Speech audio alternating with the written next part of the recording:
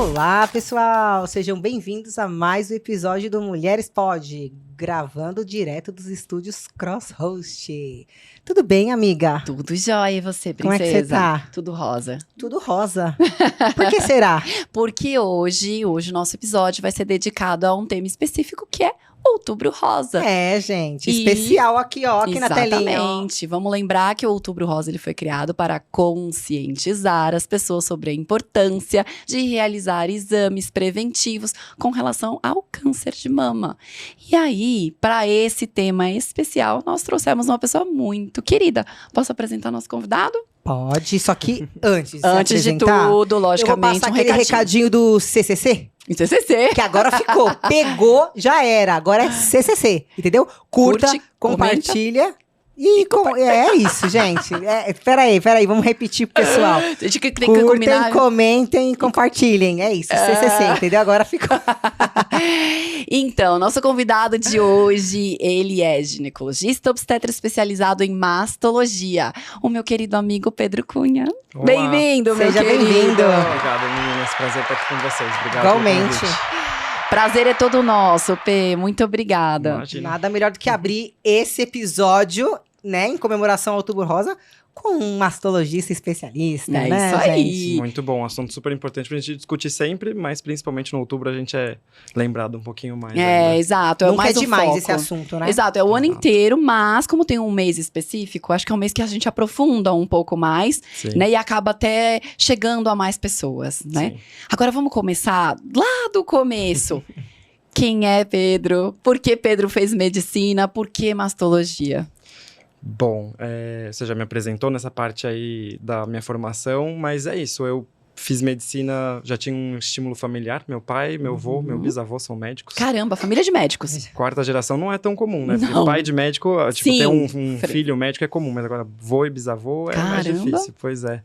E então foi sempre um assunto no almoço, no jantar, então acho que pra mim não foi uma coisa natural de E quais foram as acontecer. especialidades deles? Meu pai é GO também, ginecologista Também. obstetra. Uhum. E meu avô e meu bisavô, naquela época... Meu avô era principalmente ginecologista obstetra também, mas naquela época era médico de tudo, né? De tudo, é. Então, pois é, meu bisavô se formou em 1926, não tinha nem penicilina na época que ele se formou. Caramba, que É legal. muito antigo, é muito antigo. E então, pra mim, foi natural escolher a medicina, né? E fui muito feliz com a minha escolha, sou super feliz profissionalmente. Dentro da faculdade, acabei escolhendo ginecologia e obstetrícia também, contra a vontade do meu pai, porque meu pai falava, não, é muito estressante, escolhe outra área. Faz outra coisa, meu filho, A olha, gente escuta avisa, a voz a gente da avisa. experiência. Pois é, não tem horário pra nada, vão te ligar o tempo inteiro. E eu falei, estou ciente e quero continuar, vamos prosseguir. Então, fiz ginecologia e obstetrícia. E na residência que eu tive mais contato com a mastologia, sempre foi pra mim uma coisa muito natural de que eu gostaria de seguir nesse caminho. Porque eu gosto da possibilidade de cuidar da saúde da mulher em todas as fases da vida. Porque normalmente a gente fica com a obstetrícia na parte do período reprodutivo da mulher. Na ginecologia também fica bem prolongado nos cuidados, mas a mastologia, como tem uma prevalência maior do câncer de mama e da saúde da mama, principalmente com o passar dos anos, então sinto que eu consigo complementar aí ainda mais para essa paciente um pouquinho mais velha do que a gente está acostumado ali no consultório da obstetrícia, né? Então isso sempre me pegou, e fora aqui, pensando que a obstetrícia tem essa questão... Ela sabe do que eu tô falando. Essa questão de não ter horário, a qualidade de vida complica mesmo, Mas vocês né? não pensem que a vida dele é tranquila, porque ele Zero. me ajuda. Vira e mexe, eu ligo pra ele, é madrugada, é final de semana. Exato. Pedro, me ajuda. Vai Então, fazer ele- um parto também. Ele deixa a masto de lado e vem pro lado da força. Eu amo obstetrícia e nem pretendo abrir mão tão cedo, mas a gente já conversou sobre isso também, né? Uma vida mais árdua, a questão de horário, o compromisso que você tem, né?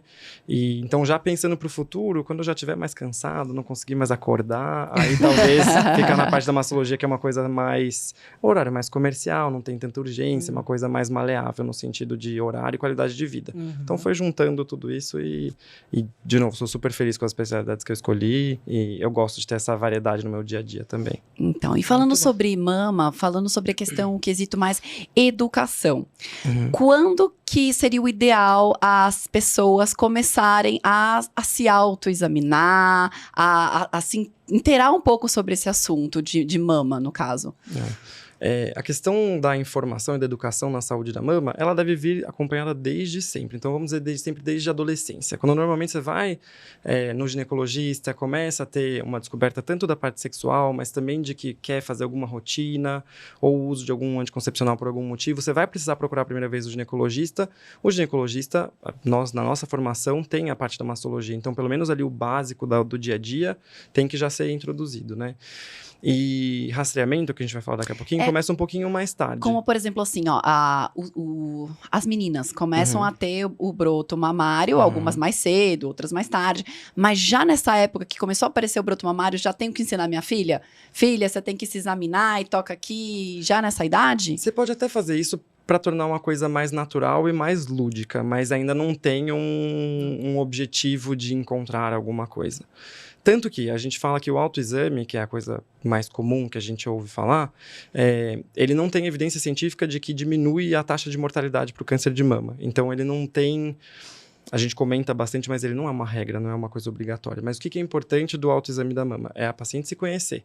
E isso ela pode começar a se conhecer desde a adolescência até a fase adulta. Então, você faz não procurando alguma coisa, você faz para saber exatamente como é a sua mama. Para o dia que, eventualmente, aparecer alguma coisa diferente, te chamar a atenção imediatamente. Então, a gente pode conversar daqui a pouquinho sobre os sintomas, tudo isso, mas é isso. Uma vez por mês, no banho, de preferência fora do período menstrual ou pré-menstrual, principalmente, porque quando a mama está mais inchada, mais dolorosa, não é o momento ideal para fazer o autoexame. Então, no banho ou com um hidratante, alguma coisa que deslize um pouquinho a mão, que dá pra sentir algum tipo mais de carocinho, alguma coisa mais... E você vai sentir, não se assuste que você vai sentir. Porque... E as mulheres que têm silicone na mama, P? Sente também, porque normalmente a prótese, se for só uma cirurgia estética, então você não tira a glândula mamária, né? Então a prótese de silicone, ela vai ou atrás da glândula mamária ou atrás do músculo peitoral maior. Então, de qualquer maneira, essas ondulações que a gente sente na mama, às vezes com a prótese elas ficam até mais evidentes, porque a prótese está empurrando um pouquinho da glândula mamária contra a pele. Então, essas nodulações, às vezes que a gente sente, algumas irregularidades na mama, é normal, faz parte. Desculpa. É normal, faz parte. Mas então, se fosse... Desculpa, pode continuar. Não, imagina. Então, é isso que é importante, você saber, isso aqui sempre teve. Então, tá bom, você vai no seu ginecologista, ele vai examinar, ou vai pedir um ultrassom, isso aqui é só glândula mamária, isso aqui é normal, isso aqui não é doença. Você já sabe que naquele lugar tem essa glândula mamária que é mais durinha e pronto.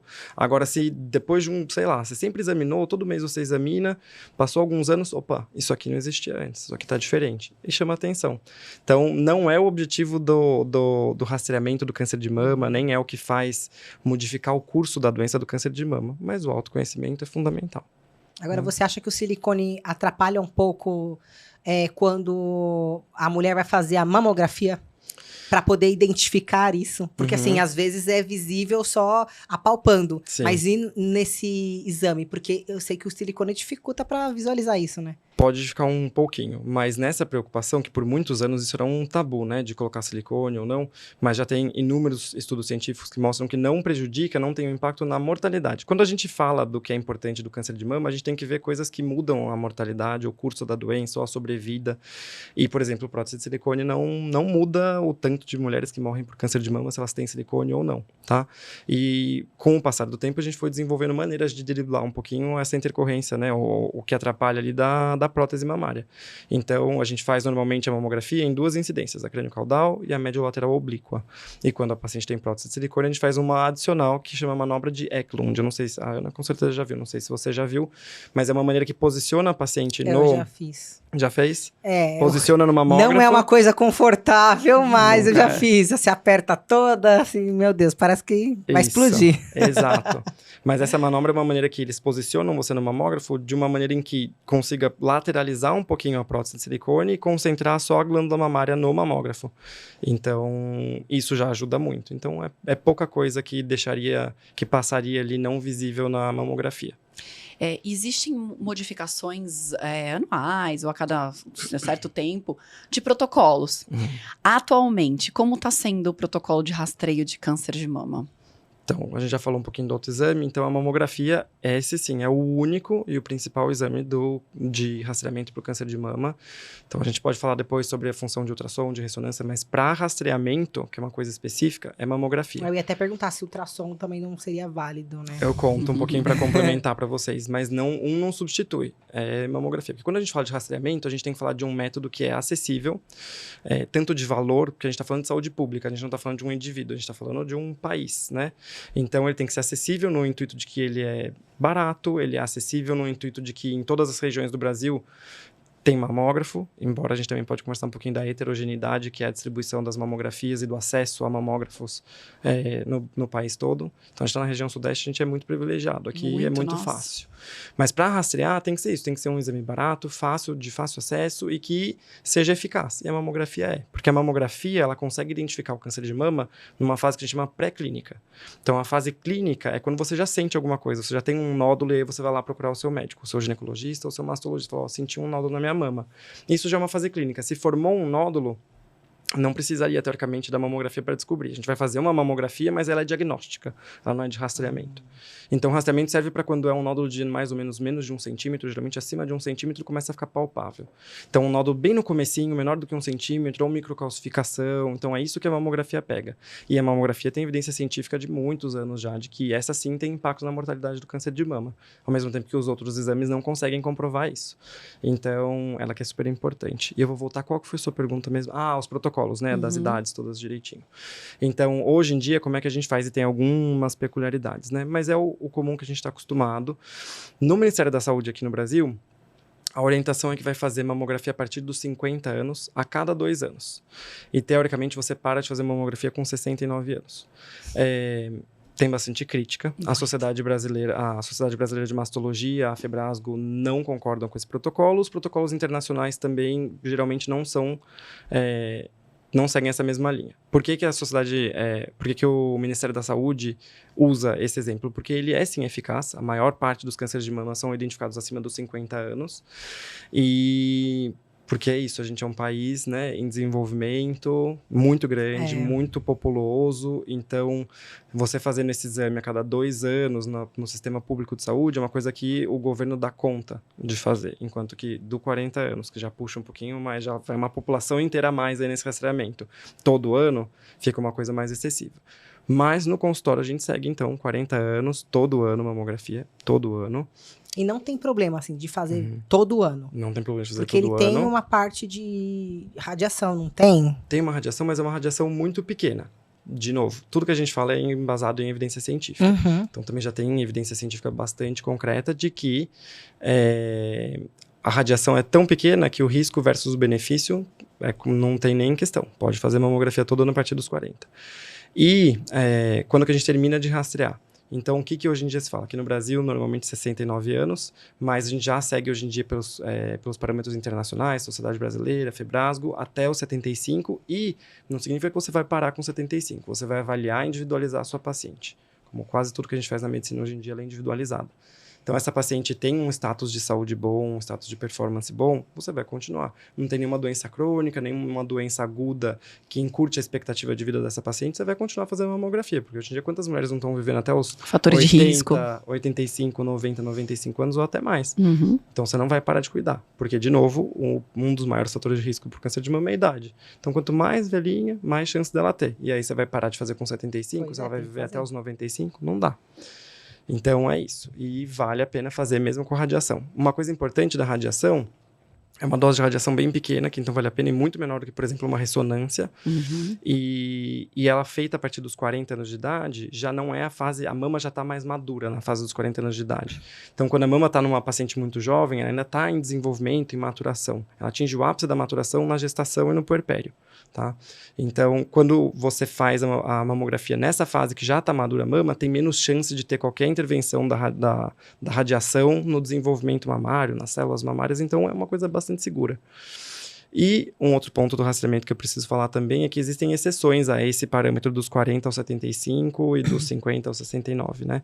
Então, pacientes que têm familiar, que a gente chama de alto risco, então pacientes que têm familiares de primeiro grau, ou 2 familiares de segundo grau, ou algumas outras peculiaridades, câncer de mama masculino na família. É raríssimo, né? Eu ia Raríssimo, falar mas isso. existe. A gente pode conversar também um pouquinho. Então, são essas coisas que tornam uma paciente de alto risco. Então, como é que a gente vai definir esse rastreamento dela? Ela vai começar 10 anos antes do parente mais próximo dela ter tido câncer de mama. Então, se a mãe dela teve câncer de mama aos 38 anos, Caramba. essa paciente vai começar a fazer mamografia com 28 anos. Porém, nunca abaixo dos 25 anos de idade.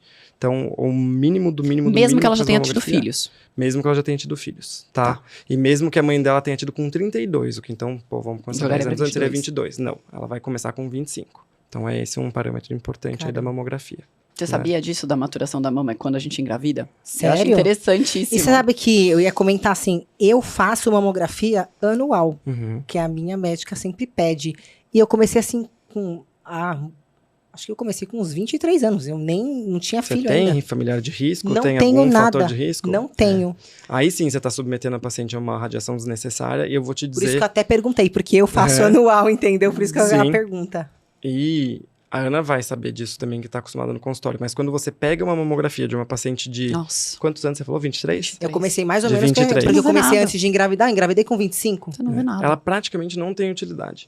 Porque a mama, ela é composta de 2 coisas. Ela é composta de gordura, por isso que ela tem essa consistência macia da mama, e ela é composta de tecido glandular mamário, que é o tecido, é a parte útil da mama no intuito de amamentação, é o que fica endurecido no período ali pré-menstrual, é o que depois produz leite, amamenta, essa é a parte funcional da mama.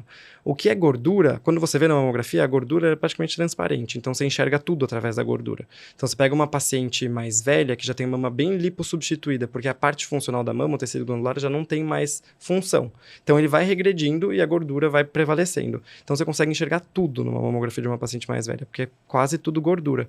Então você tem um nódulozinho, que é uma formação Vai ali aparecer. sólida, vai ver facilmente. Uma paciente jovem que é cheia de glândula mamária, Por isso você que os olha... peitos caem. É, exato. Porque vai Tá perdendo a parte de Sai a colágeno. gordura, só tem gordura. As glândulas vão embora e fica só as gorduras. É, Aí A cai. mulher mesmo. só sofre, só Cai. sofre, pelo amor de Deus. Então você vê uma mamografia de 23 anos, você não enxerga absolutamente nada. É Nada. uma mamografia branca. E se tem um nódulo que também aparece na mamografia como branco, é branco no branco. Então você não consegue enxergar através da gordura ou da glândula para ver o nódulo. Então, por isso que não é ideal. Dos 25 já é assim, esticando do que é útil a mamografia. Para baixo não faz sentido nenhum. E se você não tem nenhum risco aumentado, não tem para que fazer abaixo dos 40 anos. Você pode desprender...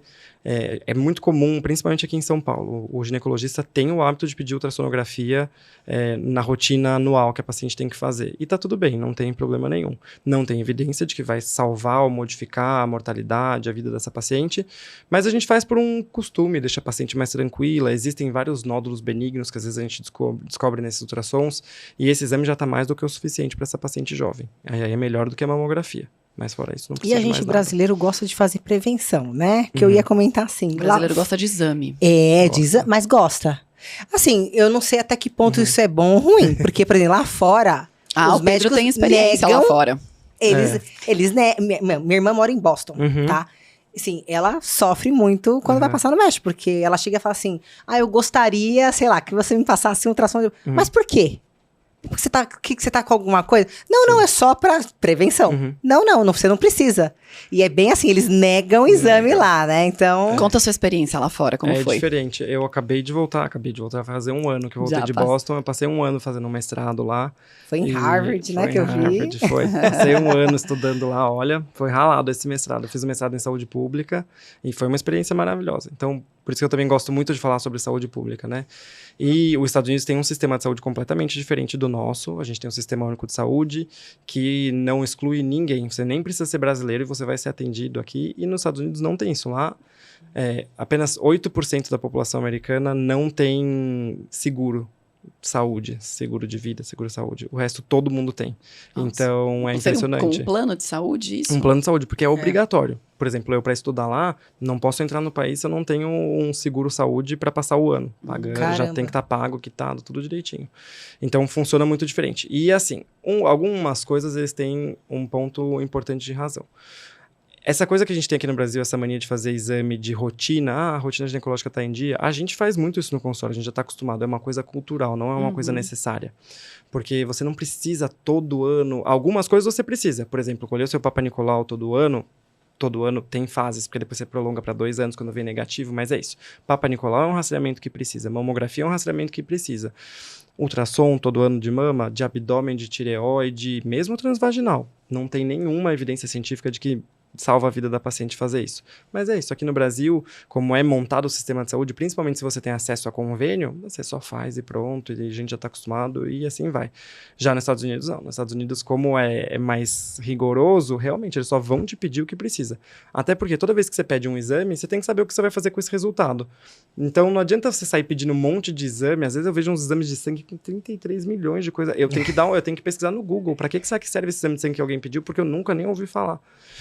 Porque você não tá paciente, se ela não tem nenhum sintoma específico, e se ela tem um sintoma específico, você pesquisa aquilo. Você não precisa ficar revirando. Mas a gente tem essa cultura aqui no Brasil, e por isso que eu digo, é normal pedir esse ultrassom que, teoricamente, não tem obrigação. Uhum. Mas o médico fica feliz, a paciente fica feliz, então todo mundo fica feliz. Talvez o sistema de saúde não fique feliz, mas né? o resto todo mundo fica feliz.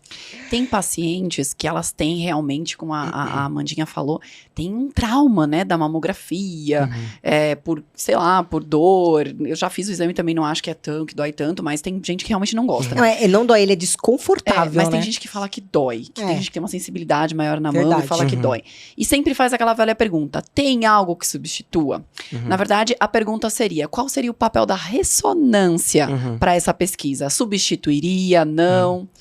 Olha, não substituiria. A ressonância é um exame maravilhoso, mas ele tem que ser bem solicitado também, tá? Então, primeiro para falar da parte da dor. Dor é muito individual, cada paciente tem uma sensibilidade diferente, cada paciente sente de uma maneira. Sempre falo para as minhas pacientes, isso é importante vocês também sempre saberem, que não faça no período pré-menstrual e nos primeiros dias ali da menstruação, faça depois ali do 3º dia da menstruação, porque é muito mais sensível, mama inchada. Até para avaliar o exame, é um exame pior, porque tem um edema na mama, fica mesmo inchada, a glândula fica mais inchada, então você enxerga menos na mamografia. Então, para o seu médico vai ser ruim, para você vai ser ruim fazer. Faça em qualquer outro período do seu ciclo que não seja no período pré-menstrual e nos 2 primeiros dias de menstruação.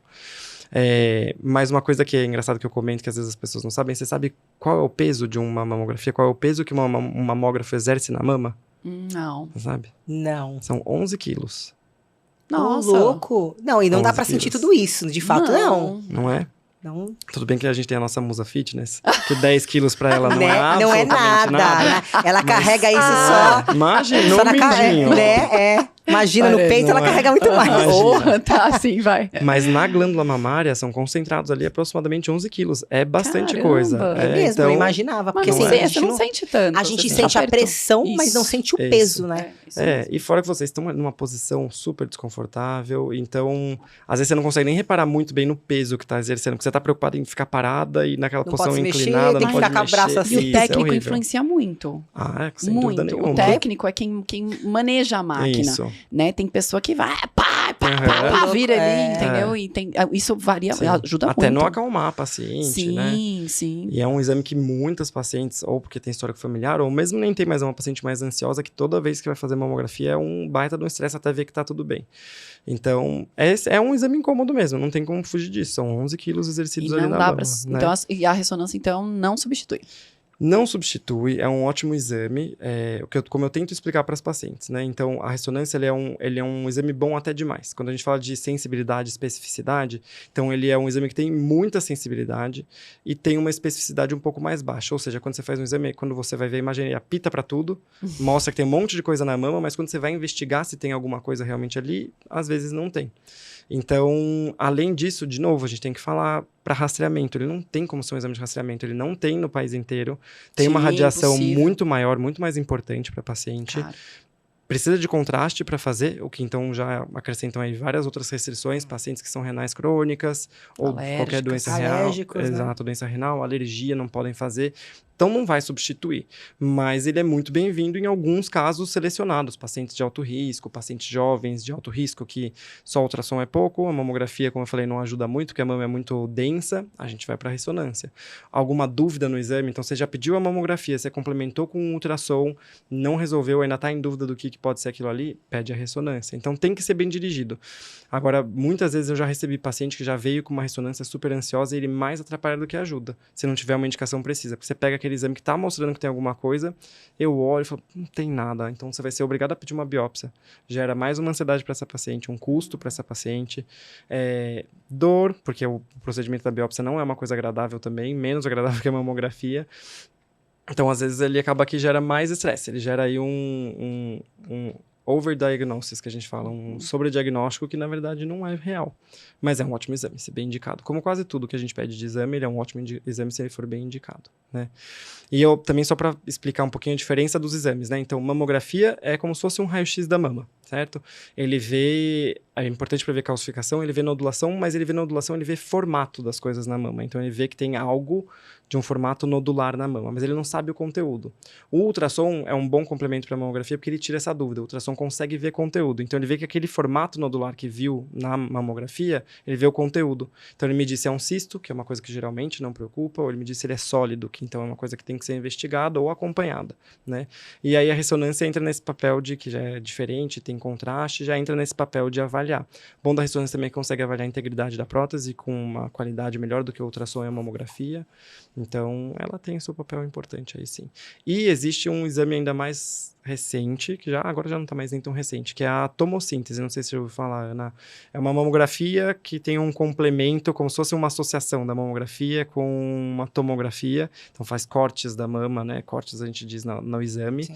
E depois ele reconfigura de uma maneira digital a mama e você consegue, então, eliminar, modificar a iluminação, você consegue eliminar os ruídos, digamos assim, do exame e focar no que tem. Mas ainda é um exame mais recente, mais caro. Quem sabe um dia, no futuro... E não está acessível, provavelmente, nos planos de saúde, ou só em alguns casos. Olha, eu acho que tem alguns planos de saúde que hoje em dia já devem cobrir. No particular está super acessível, obviamente, porque é só pagar que faz. E no SUS ainda nem perto, porque isso é um exame muito caro, é muito recente. Como eu tudo... ia até falar, se, com a tecnologia que a gente tem, se não vão inventar alguma coisa que não seja desconfortável para a mamografia, né? Mas a própria mamografia, a gente vê aqueles mamamóveis, né? Aqui, só que a gente vê no Sudeste. Eu não sei como é que tá essa distribuição. Nordeste, que é acho que é mais difícil acesso à saúde. O pior acesso para mamógrafo é na região norte. Então é isso, de novo, a gente é muito privilegiado na região sudeste e sul. Com certeza. Completa cobertura, é difícil. E a gente sabe, a gente escuta, a gente convive muito com todos os tipos de paciente do SUS ao sistema privado. Então você escuta muito, demorou não sei quanto tempo. Mas aqui em São Paulo, a mamografia costuma funcionar muito bem. O tratamento do câncer de mama costuma funcionar muito bem em São Paulo. Até porque tem uma lei aqui no Brasil, que é a lei dos 60 dias, e aqui é 100% implementada. Então, do momento do diagnóstico, essa paciente tem 60 dias até iniciar o tratamento. É mesmo? Seja cirurgia... tem uma lei. Também não sabia, não. Seja cirurgia, seja quimioterapia, mas tem 60 dias pro Estado conseguir absorver essa paciente no sistema e iniciar o tratamento dela. Então, não é 60 dias para captar essa paciente, não. Tem que já, com a primeira sessão de quimio ou a cirurgia tem que ser feita em 60 dias. E também que toda paciente tem direito à reconstrução da mama. Então, a gente também pode falar disso daqui a pouco. Isso é uma coisa que eu tenho dúvida, que eu queria saber. Muito bom. É isso que eu queria saber. Aproveitar e falar que já você falou disso.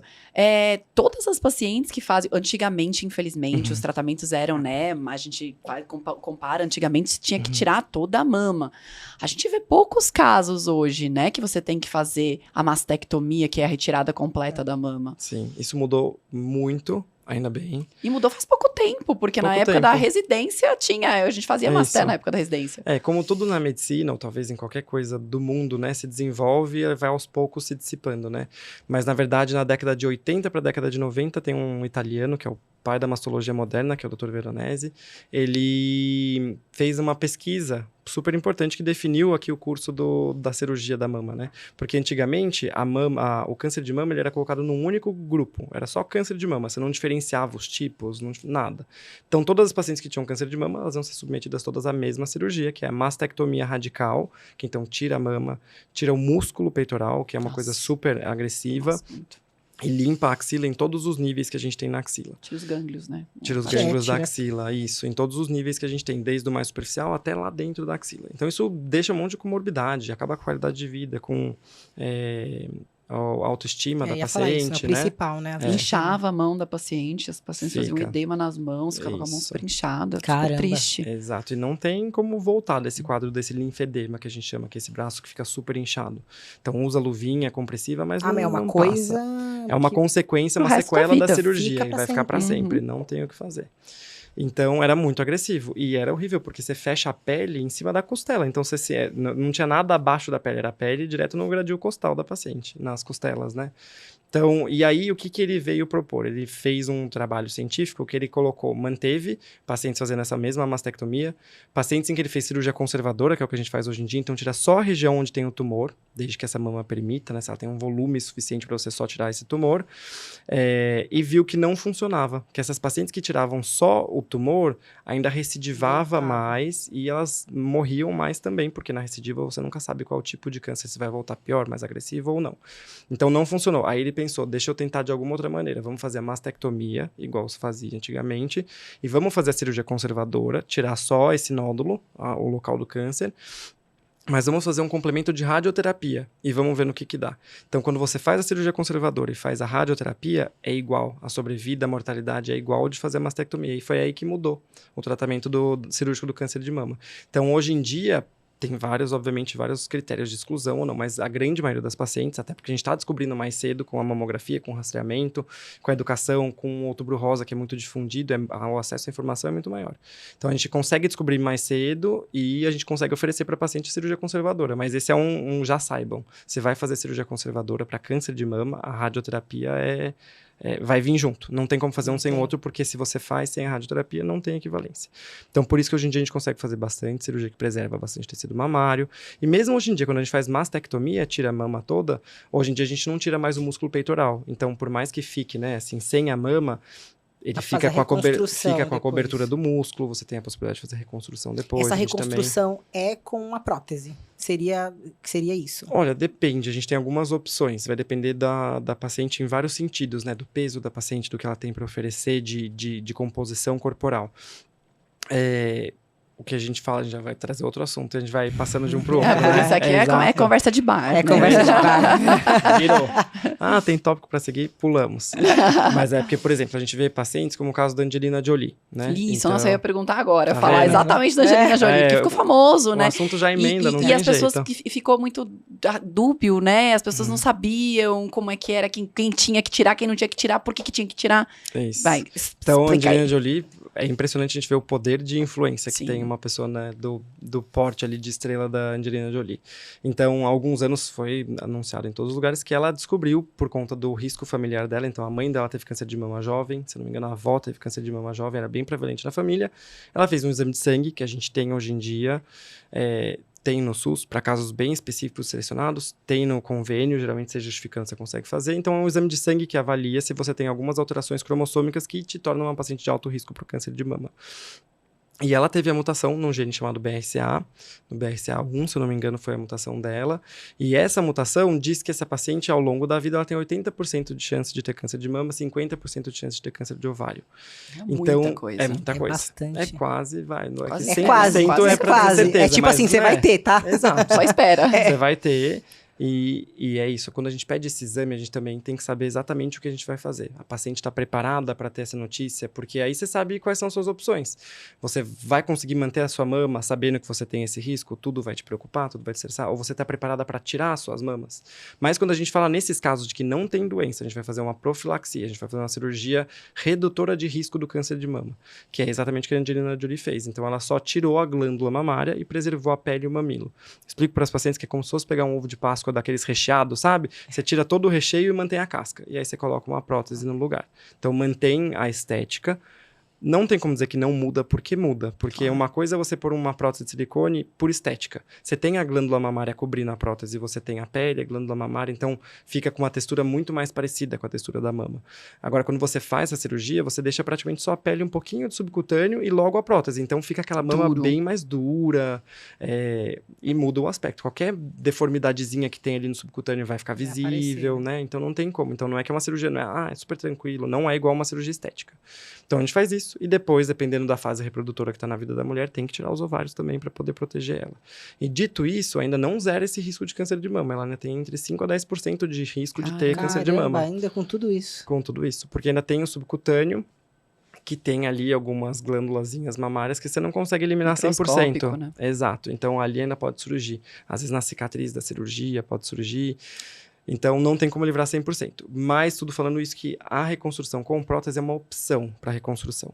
Agora, uma paciente que, por exemplo, tem uma mama muito volumosa, pelo menos diretamente, você não tem como fazer essa cirurgia. Porque você vai ter que primeiro fazer uma mamoplastia redutora nessa paciente para reduzir o tamanho da mama, trazer a mama para cima de novo e, num segundo tempo, tirar a mama e colocar uma prótese. Às vezes, a gente precisa fazer, às vezes, até em 3 tempos. Se a paciente tem uma mama muito volumosa e muito pitosada, que a gente diz que é uma mama caída, né?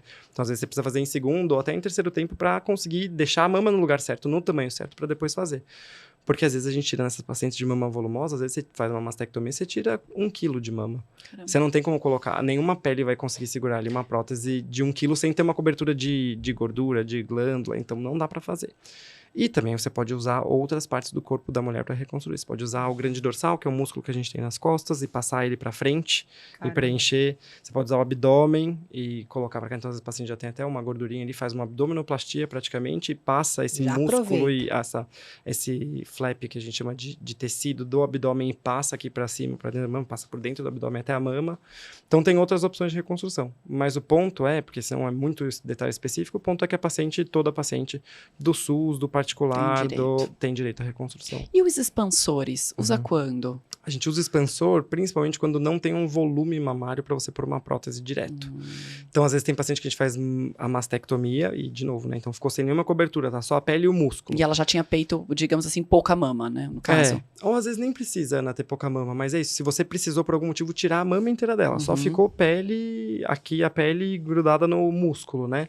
Então, a gente, geralmente, para dar um pouquinho mais de conforto para essa paciente, a gente tira o músculo das costas e põe para frente, porque fica um resultado melhor. Mas se não tem essa possibilidade, por alguns motivos também, uma opção que você tem é fazer o expansor. Então, você coloca na pele, essa prótese expansora, ela é uma prótese que ela tem mais, depende, tem alguns modelos, né? Mas ela tem 25% só de silicone. E o resto, 75% dela, você vai colocar soro fisiológico, solução salina. Então, ela fica com um portezinho aqui embaixo da pele mesmo. E aí, de tempo em tempo na consulta, ela vai voltando a cada mês, 2 meses, você vai injetando um pouquinho mais de soro, ela vai preenchendo, ela vai esticando um pouquinho mais a pele. É boa, é uma ótima saída que a gente tem, mas também depende da paciente. Ela é boa para uma paciente mais magra, com uma mama um pouco menor, porque se você é uma paciente um pouquinho maior, no sobrepeso, numa obesidade que tem uma mama volumosa, só com expansor, dificilmente a gente vai conseguir chegar no volume do outro lado. Então, a gente até pode diminuir o outro lado para ficar mais parecido, alguma coisa nesse sentido. Mas a paciente que, assim, mais tira e queda é uma paciente magra de mama pequena, essa é uma solução boa para fazer. E aí vai esticando a pele de pouquinho em pouquinho. E diz uma coisa, você falou agora da paciente mais gordinha e tudo. Fora a genética, né, que você acabou de falar, os fatores de risco mais conhecidos para um câncer de mama. Tá, isso também é sempre importante a gente falar, porque as pacientes perguntam muito, né? Se eu tenho fator de risco, minha família tem uma tia-avó que teve. Então, é importante a gente falar. A gente divide, dentro da mastologia, a gente divide os fatores de risco para o câncer de mama em 2 categorias.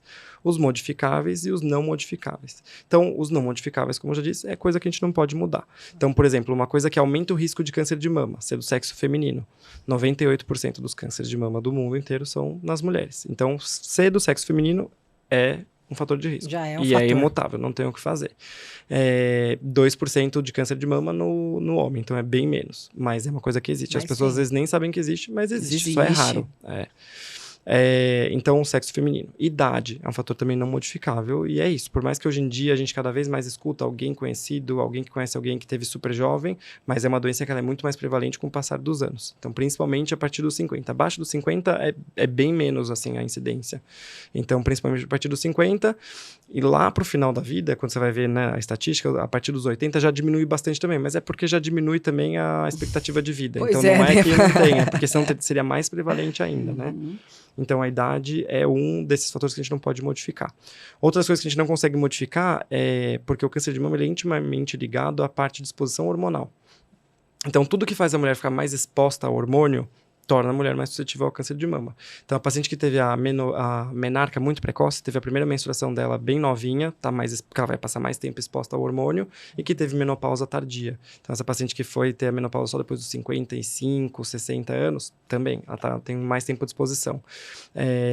Da mesma maneira que não engravidar nunca, também é um fator de risco, porque enquanto você está grávida, enquanto você está amamentando, você não tem ciclo ovulatório, você fica menos exposta à alteração hormonal, então você também diminui o seu risco. Então, é um fator protetor, engravidar e amamentar, é um fator protetor.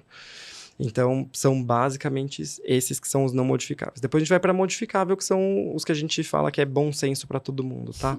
Porque não tem nada muito diretamente ligado ao câncer de mama, como, por exemplo, o tabagismo é para o câncer de pulmão. Mas para o câncer de mama a gente fala que alimentação saudável é fundamental, atividade física é fundamental, isso tudo porque vai ter, é menos direta a ligação, mas a gente sabe que a atividade física e uma alimentação saudável tem uma interferência muito grande no metabolismo, da parte de insulina, da parte de glicemia, de um corpo inflamatório, então tudo isso modifica tanto a nossa parte imune, né, então é importante manter sempre a alimentação saudável. E outra coisa que a gente às vezes não sabe disso, mas a obesidade, o tecido subcutâneo que a gente tem no nosso corpo, ele é capaz de converter hormônio. Então, o nosso, principalmente depois da menopausa, a nossa gordurinha ali, ela é capaz de produzir hormônio, ela converte uma parte da nossa gordura em hormônio. Então, essa exposição também é um fator de risco. Então, a obesidade é um fator de risco também. Né? Então, álcool, a gente também fala que é um fator de risco, porque muita parte da nossa parte hormonal é metabolizada no fígado. Então, se você consome álcool, tem mais lesão na parte hepática, fica mais sujeito, então, à exposição hormonal. Também aumenta um pouquinho o risco. Tabagismo não tem evidência nem de que proteja, nem de que piore. Então, são basicamente esses. E um importante fator de risco, que a gente pulei do começo, é o histórico familiar, né? Então, eu já falei um pouquinho no começo, mas é uma paciente de primeiro grau. Isso que eu perdi você falar. Uma paciente de primeiro grau. Então, primeiro grau a gente fala, né? Então, a sua mãe, a sua irmã, ou suas irmãs, ou suas filhas tiverem, ou filhos, né? Câncer de mama é um fator de risco. Se for parente de segundo grau, tem que ser 2 familiares. Isso tudo eu falo abaixo dos 50 anos, tá bom? Que é uma paciente que a gente considera jovem para câncer de mama. Ah, mas a minha mãe teve câncer de mama com 78 anos. Não é um fator de risco aumentado, não tem característica de ser genético. Porque devido à idade já... Isso, né? Mas... Exatamente isso. Porque no fim das contas a gente tem 90% do câncer de mama, ele é idiopático, é sem causa aparente. Ele acontece porque ele acontece. Só 10% é ligado à parte genética. É pouco, se você for pensar. É bem pouco, né? E a gente coloca morre sempre... de medo. Não, e a gente sempre coloca ele lá em cima, né? Todo mundo morre de medo. Geneticamente eu tenho a probabilidade, né? Isso, minha mãe teve. Então, às vezes, até a mãe teve com menos de 50 anos. Mas você vai fazer o teste genético? Não tem. Foi só um caso isolado da mãe. Tá nos 90%. Então, é bem menos que tem essa alteração genética. E é isso que eu falo, né? Alteração genética, a gente já sabe. Quem tem alteração genética tem um câncer de mama bem mais precoce. Abaixo dos 50, às vezes até abaixo dos 45, 40 anos. Então, chama atenção, né? Então, se você me falar assim, não, minha mãe teve com 42 e eu também tenho uma prima que teve com 38, essa história chama atenção. Agora, minha mãe teve com 78, ela não teve. Ela teve porque, com o passar dos anos, o nosso sistema imune perde a capacidade de detectar que alguma célulazinha está se replicando de maneira errada ali nos ductos da mama, passou batido, começou a replicar e já foi tarde demais. O nosso sistema imune não consegue mais recuperar, virou um câncer de mama da idade. Então, acontece, tá? Então, paciente de primeiro grau, paciente de dois casos na família de segundo grau, então aí segundo grau vai para tias, primas, alguma coisa nesse sentido, tá? Minha prima de terceiro grau. Não, tem que ser prima mesmo, filha da irmã da sua mãe, exato.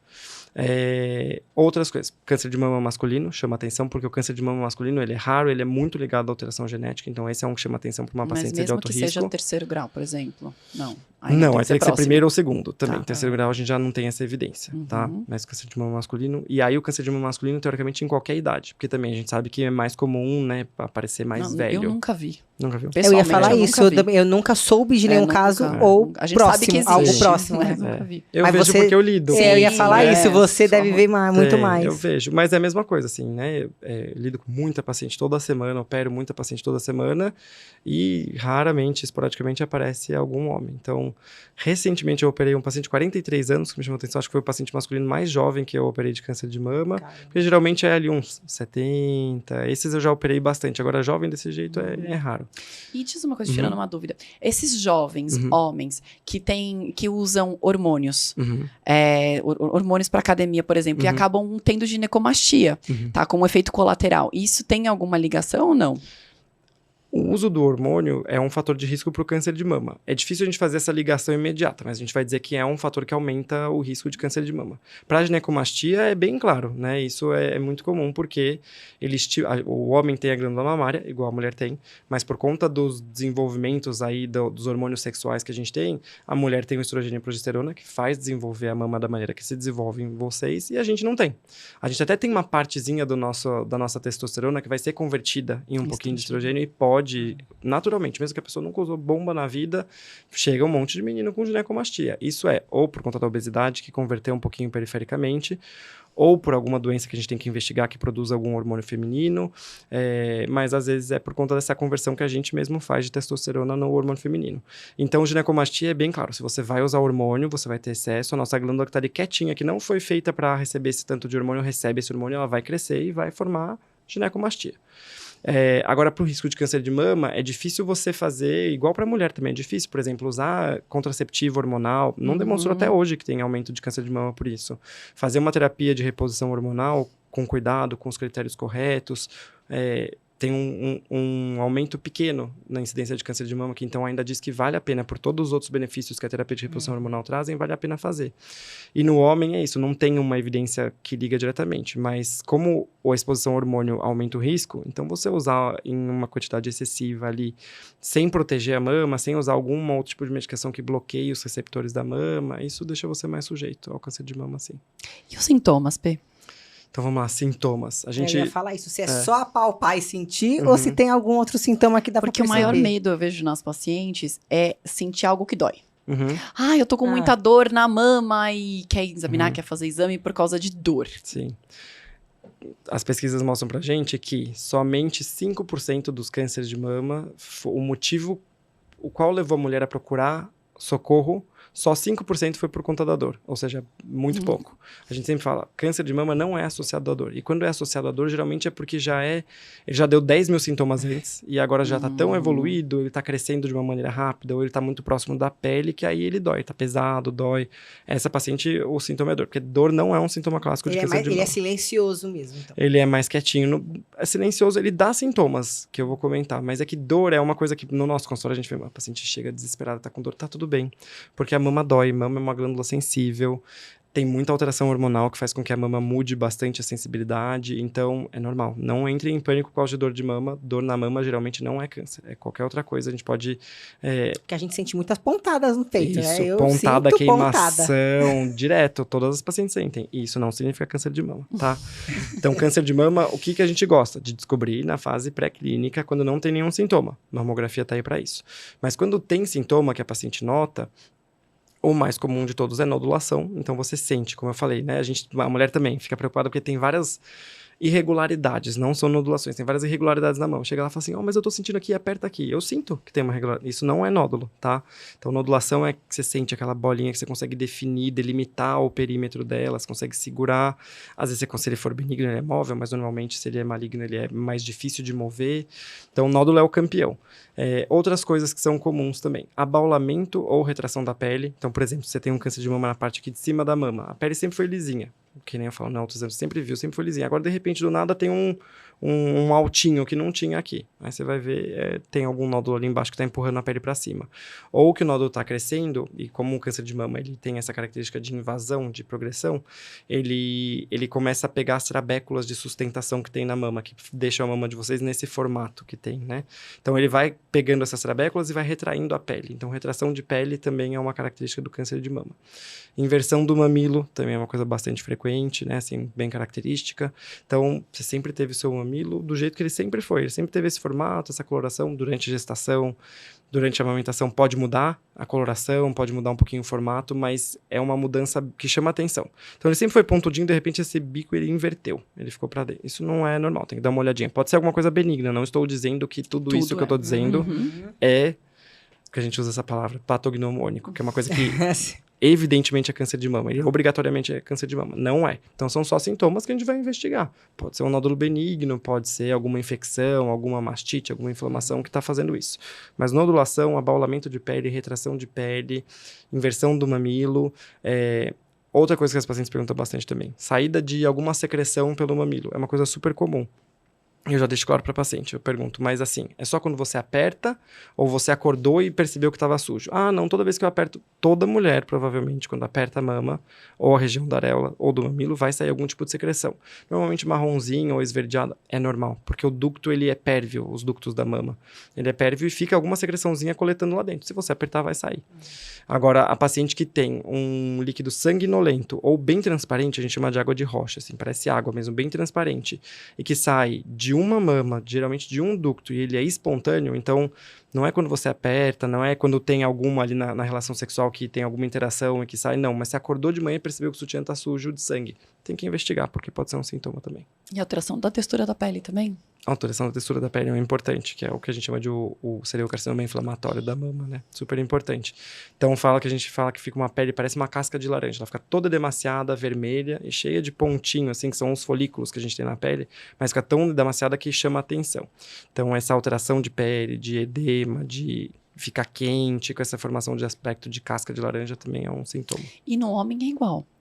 No homem Ou é tem igual. alguma particularidade diferente? No homem é igual. A maior parte das vezes, o homem não faz rastreamento, né? Porque não vale a pena O que rastrear você homem. repara, não? Os homens que você viu, quais foram as queixas desses Nódulo. homens? A grande maioria é nódulo, exato. Então, a grande maioria é nódulo. Raras vezes eu já vi, uma vez, na verdade, um paciente que ele estava com a queixa de ginecomastia. E a ginecomastia é muito, muito relacionada à alteração da sensibilidade da mama no homem, por conta da exposição de hormônio. Então, a mama fica muito sensível, ele ou tá com queixa da estética da mama, porque aumentou, ou com queixa da sensibilidade.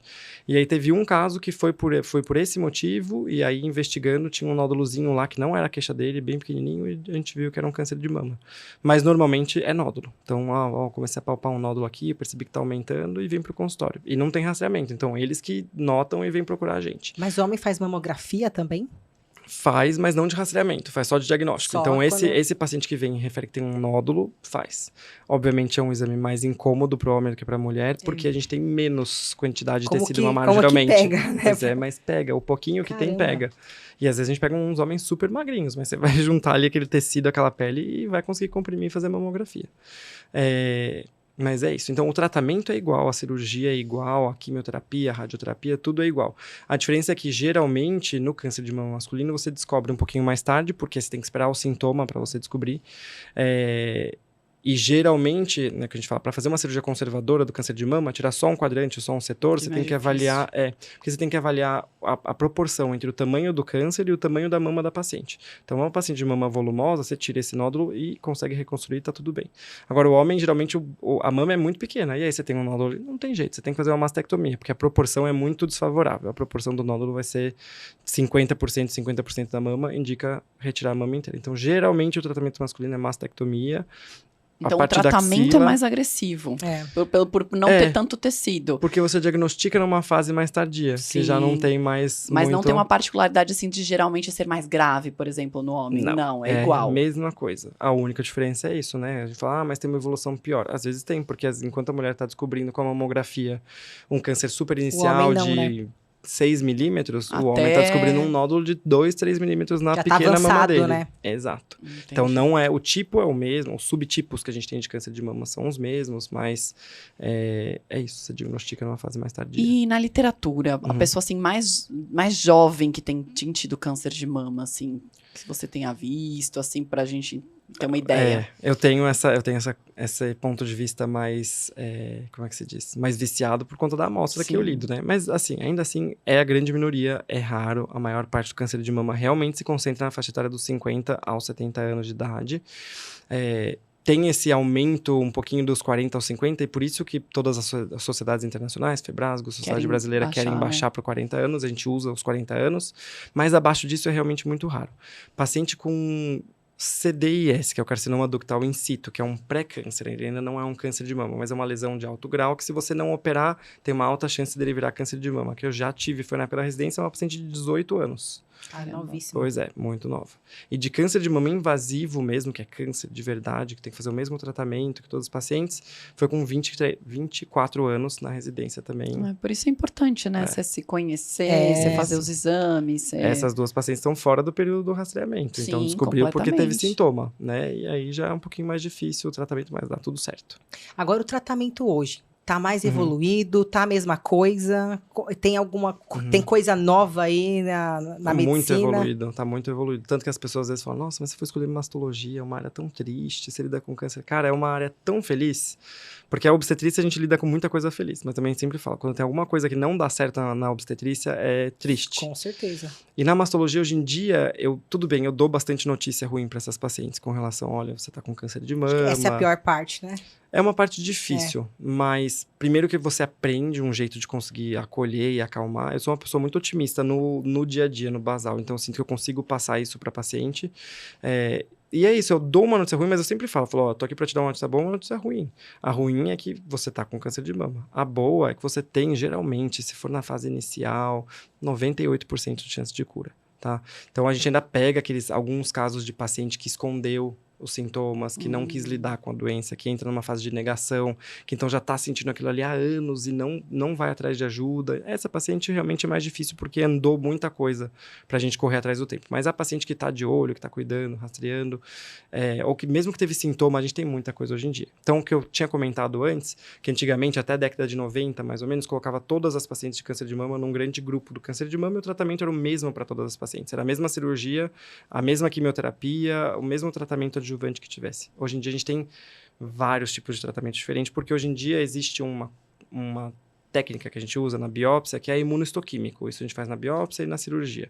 Então, tem esse nome feio. Mas o que esse exame me mostra? Então, você faz a biópsia ou você tira o câncer de mama, ele me dá quais são as características desse tumor. Então, eu classifico ele em alguns grupos diferentes, né? Principalmente luminal, que tem A e B, HER2 positivo e o triplo negativo. Esses são os mais comuns, tá? Tem alguns outros, mas esses são os mais comuns pra gente ser mais didático. Resumindo, nem todo câncer é igual, né? Nenhum câncer é igual, sim. Obviamente, eles podem ter características similares. E o fato de a gente conseguir dividir esses receptores, essas características do tumor, abriu um novo leque de tratamento. Então, a gente hoje em dia tem terapia hormonal, além da quimioterapia que sempre teve, além da cirurgia, porque esses são pilares fundamentais. A cirurgia, a quimioterapia e a radioterapia são pilares fundamentais do tratamento. Mas a gente conseguiu coisas a mais. Sempre entra um, pelo menos, desses, né? Sim. A cirurgia nunca vai deixar de passar. Precisa tirar, né? Tem alguns casos. Paciente, por exemplo, paciente metastática, que então já tem doença em algum outro lugar.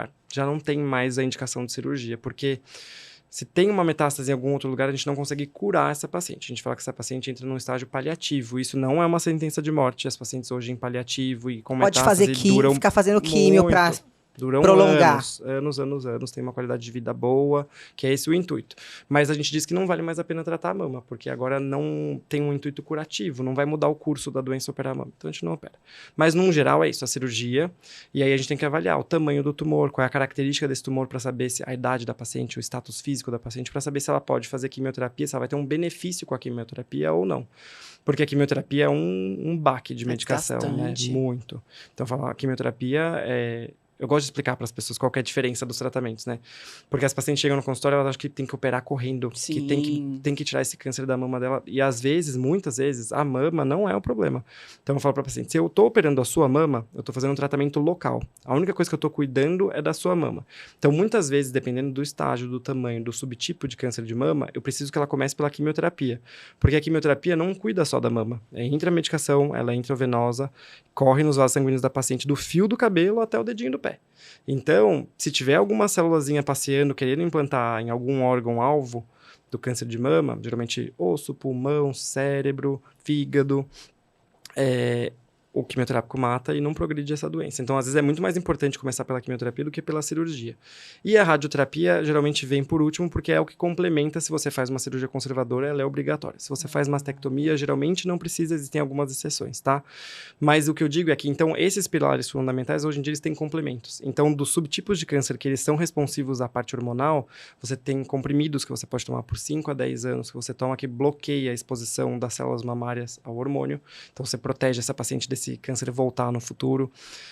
A paciente que tem uma molécula que chama HER2, que é positivo, então abriu todo um leque de imunoterapia para tratar essa paciente. Então tem agora muita coisa, alguns anticorpos que a gente pode usar, que também mudou. Esse, principalmente o HER2 positivo, antigamente, ele é um dos tipos mais agressivos. E antigamente isso a gente via como uma coisa ruim. Então, também falo para os pacientes, olha, é um tipo ruim, é um câncer de mama mais agressivo, mais bravo, mas, ao mesmo tempo, ele é o que mais tem tecnologia, medicação avançada para tratar, e não só que tem para tratar, mas trata e trata muito bem. Então, a chance de remissão, de cura é muito alta. Então, a gente tem esses tipos e hoje em dia a gente consegue selecionar bem, o tratamento é bem individualizado. Então, o oncologista, né, porque eu faço a parte da cirurgia da mama, o oncologista recebe essa paciente, ele vai ali colocar todos os dados dessa paciente de tudo, de comorbidade, de expectativa de vida, de idade, tudo para ver se ela vai fazer químio, vai fazer hormonioterapia, vai fazer imunoterapia. Então, tem bastante coisa. Mudou muito o prognóstico dessas pacientes. E o tempo pra dizer, você tá curada?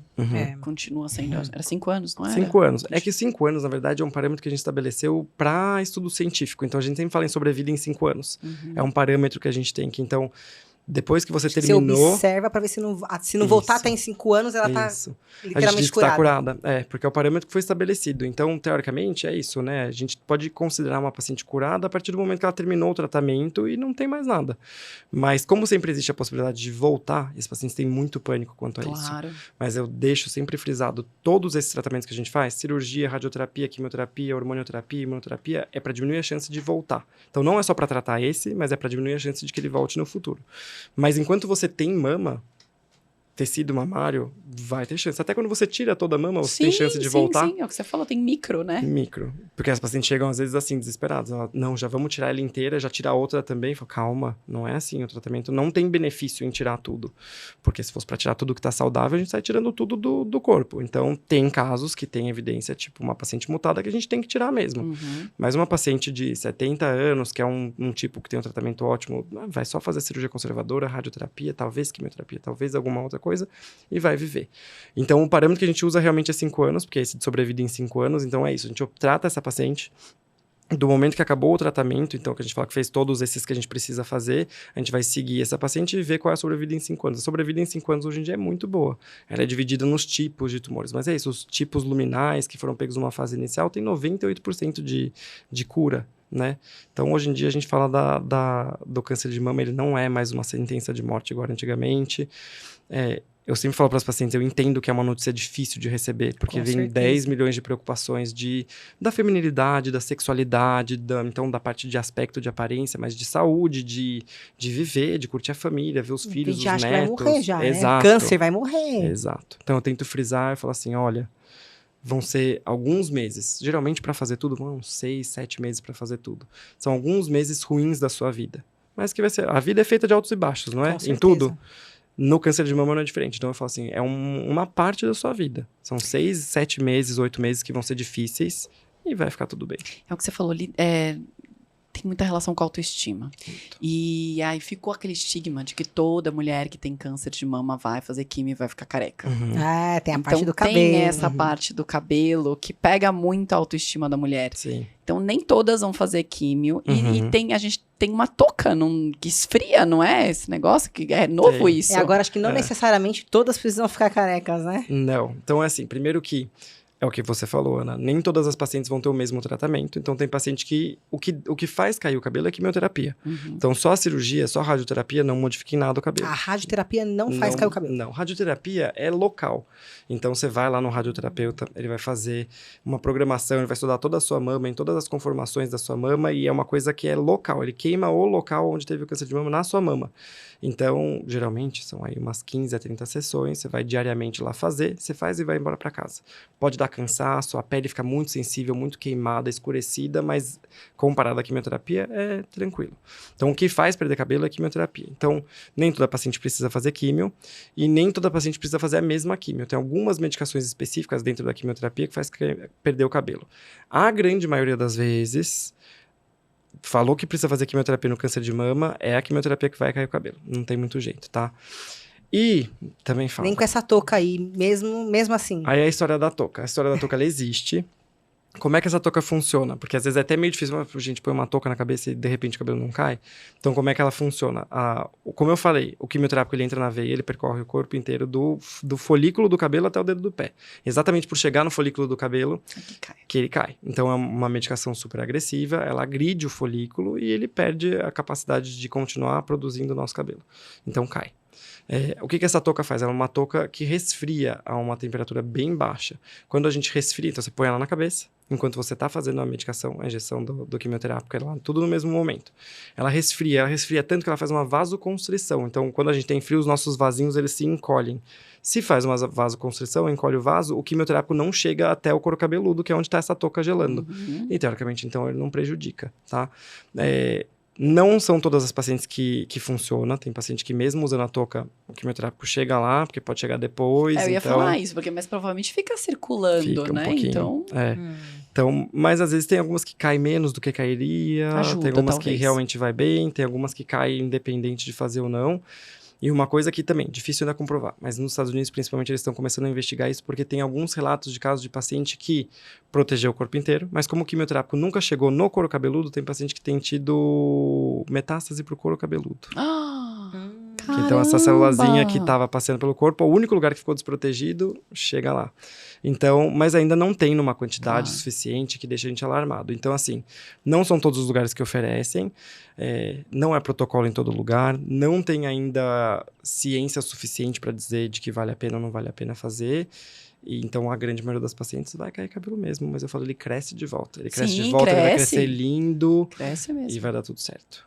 É temporário, né? É aquilo que ele falou, né? Faz parte, tem aquele período que a gente vai estar para baixo. Mas só o fato delas passarem por isso e estar firme e forte ali no final, já são tão lindas, de qualquer forma. É maravilhoso. E o fato de ter um médico assim querido que nem esse? Não é? Imagina! Eu fico com as minhas pacientes, são todas muito queridas também. E eu gosto muito disso no tratamento do câncer de paciente de câncer de mama, porque você tem esse vínculo, que é um vínculo diferente também, sabe? Com certeza. E ela, às vezes, vem e agradece, traz alguma coisa, falando, olha, só de ver você ter passado por tudo isso, e agora ver você bem e curtindo a sua família, seus filhos, e com vida, e com qualidade de vida, né? É gratificante, né? Muito gratificante. Então, é uma área boa de trabalhar. Que delícia. E se alguma paciente quiser ir atrás do Dr. Pedro, saber mais informações, onde ela acha o Dr. Pedro? Pode me procurar no Instagram, dr.pedrocunha. Tem ali o meu link de atendimento, consultório. Vai ser um prazer atender vocês. Eu sempre falo, é difícil, né? Porque eu não quero divulgar, porque não quero que vocês precisem de mim. Mas precisando de mim, podem me procurar. Mas pode passar sem precisar. Pode ser de prevenção. Prevenção. E, de novo, amo obstetrícia, faço obstetrícia no consultório. Podem me procurar para obstetrícia, podem me procurar para mama. Estamos aí. É isso, mulherada. Não deixa chegar num estágio que fica mais difícil. Faça a prevenção. Aqui o Outubro Rosa é para isso. Para a gente conscientizar a prevenção do câncer. É isso aí. Pê, queria te agradecer por ter encontrado um tempinho na sua agenda atribulada para estar aqui com a gente, divulgando saúde. Sim. Aproveitar, né, o Outubro Rosa, mandar essa mensagem para toda a mulherada. Sim. Então, se puder dar um conselho para quem está te ouvindo, fica à vontade. Como hoje o foco Outubro Rosa, o conselho é esse. Faça mamografia todos os anos, a partir dos 40 anos. Eu sei que é incômodo, eu sei que dá preguiça, eu sei que é ruim, mas lembrem de fazer a partir dos 40 anos e até você ter uma saúde boa que você ainda consegue fazer mamografia. Então, 75 pelo menos além. Procure um médico de confiança, um médico que você se sinta segura, que você consiga conversar. E se conheça. Então, a gente sempre fala isso, né? É muito importante a mulher se conhecer. Porque, de novo, o autoexame ele não tem esse valor de reduzir mortalidade, mas é importante você saber como são as suas mamas, se é normal doer em tal fase do ciclo ou não, se tem alguma característica diferente ou não. O corpo é seu. Se você não conhecer, quem vai conhecer? Não é? Eu falo para minhas pacientes que elas têm que se tocar e se examinar, porque elas vão ao nosso consultório uma vez no ano. Então, você só vai tocar uma. E olha lá, né? Então, você vai tocar a mama da paciente, examinar a paciente uma vez no ano. Eu tenho essa conversa bastante, porque não é infrequente a paciente que chega e fala assim, mas você examina, você toca a sua mama?